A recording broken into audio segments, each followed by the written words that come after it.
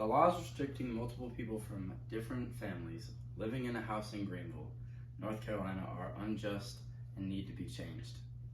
As a resident in Durham, North Carolina, and Greenville, North Carolina, my living situations are completely different. Being a college student and finding a place to live is super difficult in Greenville.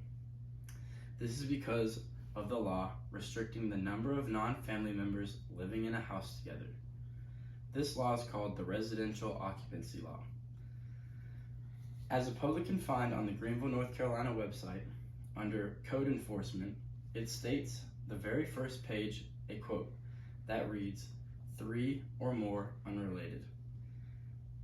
As I have stated, the residential occupancy law in Greenville, North Carolina is unjust and needs to be uplifted, so finding a home near campus is easier. To address the main problem that falls under this, I will list 2 major flaws that the city of Greenville has made when creating this law, and what we can do as residents to fix this broken law. My first main point is that this is a zoning ordinance. This means that it does not affect the whole city of Greenville. It only affects the area of Greenville called the grid, which is mainly where students live because of its location. This is unfair and unjust because this is where mixed households occur the most, and was made mainly to help students and not families, as they thought there was no need for that.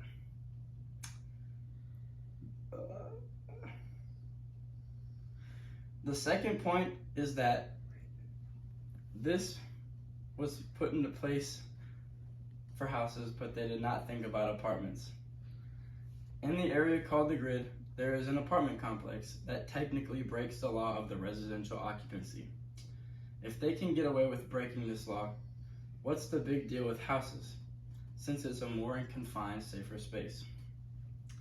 Greenville called this law into effect when parties started breaking out, and they assumed since it was uncontrolled environment, it was deemed unsafe. This was not the case, and instead apartments are by far more dangerous than the grid, according to Greenville PD. For my final point, I will tell everyone how we can stop this silly law from restricting so many opportunities for students. The final main point is if we contacted the city of Greenville and asked for better explanation on the benefits of this ordinance, we will get answers.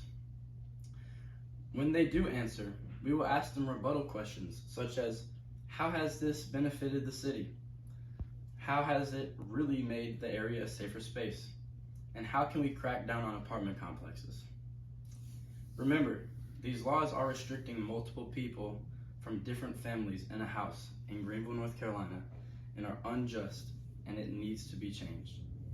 Finally, to end my speech, I will go through some of the information you have learned today and why this is such a huge problem. The central idea was that these laws restricting multiple people from different families in a house in Greenville, North Carolina, are unjust and need to be changed.